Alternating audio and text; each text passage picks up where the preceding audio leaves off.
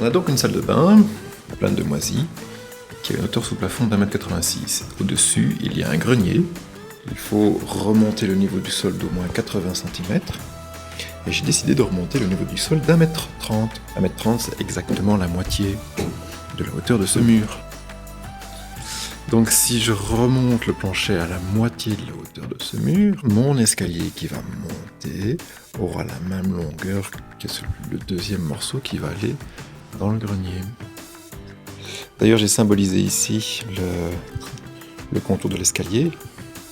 Donc sur la première moitié, il y aura l'escalier qui monte avec 8 marches.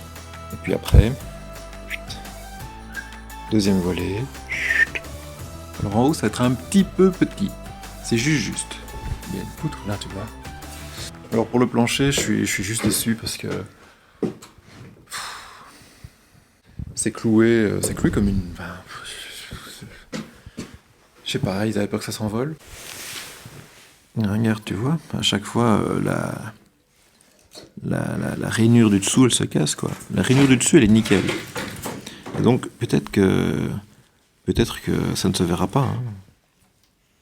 Tu vois, c'est pas grave si la rainure du dessous est cassée.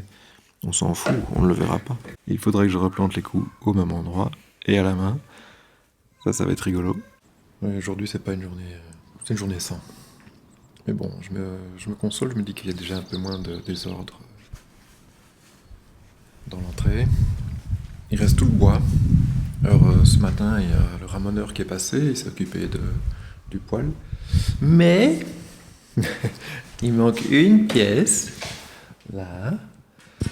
Donc je l'ai commandé, j'attends, ça devrait pas tarder à arriver. Mais ça caille. Franchement, pour démarrer, quand il fait un temps pareil, c'est vraiment pas... Ça va pas facile, quoi. Je suis en train de me dire, je vais attendre qu'il fasse un peu plus chaud l'après-midi. Mais ça serait pas raisonnable. Voilà, j'ai réglé le niveau laser. Une demi-heure de prise de tête pour être sûr que c'est la bonne hauteur, voilà. J'ai noté tous les trous à percer. Et maintenant, il n'y a plus qu'à faire des petits trous dans le mur. Voilà, 10 minutes pour faire un trou. Encore 16 trous fois 10 minutes. 160 minutes, ça fait quoi? 2h40? Ouais, on va dire 3h, quoi, parce qu'il va faire des petites pauses, quoi. Voilà, comment je vais m'occuper. Je vais faire des trous pendant 3 heures, ça va être chouette. Ouh. Tadam.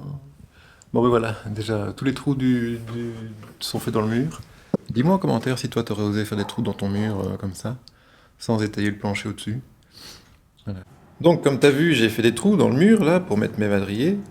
Mais j'aimerais bien récupérer ceux qui sont déjà dans le mur, mais un peu plus bas. Le problème, c'est qu'il y a plein de câbles électriques qui passent dans ce plancher. Donc, il faut annuler l'électricité. Pour annuler l'électricité, il faut couper tout. Mais j'ai encore besoin d'électricité. Donc aujourd'hui, je vais bouger ce petit compteur électrique, la foireux, je vais le laisser là. Je vais tirer un câble jusque de l'autre côté, là où je vais mettre mon nouveau coffret électrique, mon nouveau tableau et mon nouveau compteur. Ce sera dans ce coin-ci, là, puisqu'il y aura la porte d'entrée ici.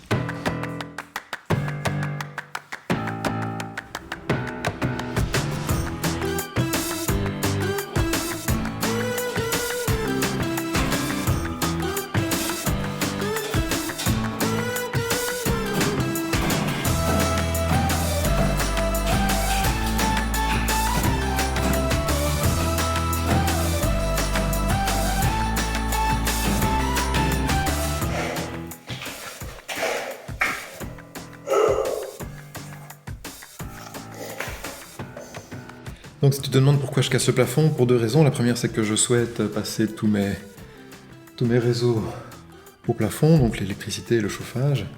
Et je préfère directement les fixer sur les voussettes. Ils sont pas très jolis, les voussettes, hein. Et la deuxième raison, c'est que ça me donnera l'opportunité de faire un joli plafond avec des petits spots pour le hall d'entrée, et le salon et tout le reste, quoi. Faut que je trouve une technique pour que ce soit plus facile, parce que là, c'est chaud. Et alors tu casses à peine 2 mètres carrés de plafond et t'en as plein partout, quoi. Ça va encore me remplir plusieurs sacs pour la déchetterie. Le plafonnage, je vais essayer de te montrer un morceau, si on peut voir correctement. C'est une espèce de... D'abord, c'est du placo. Et après, il y a eu du torchis. Avec, on dirait de la fibre. On dirait des poils, du crin de cheval, ou je sais pas ce que c'est. Et ça, je peux te dire que ça tient super bien. C'est peut-être du chanvre, ou j'en sais trop rien. Ou de l'herbe, mais en tout cas, ça tient. Et ça tient bien. Ah, là, on le voit mieux ici. Regarde, t'as vu?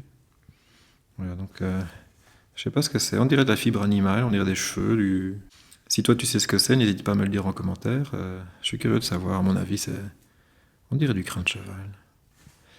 En tout cas, c'est solide. Alors, ça dit quoi ma tronche après 4 heures de... Oh, purée. Regarde. Tadam. Et ici aussi, voilà. Tout est retiré. Là, il y en a partout, quoi. Il y en a absolument partout. Ça va faire quelques petits passages à la déchetterie.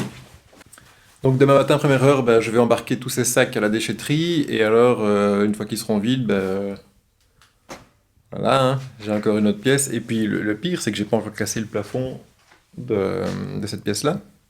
Les sacs à gravats, c'est un petit peu comme les serre-joints pour les menuisiers. Il n'y en a jamais assez.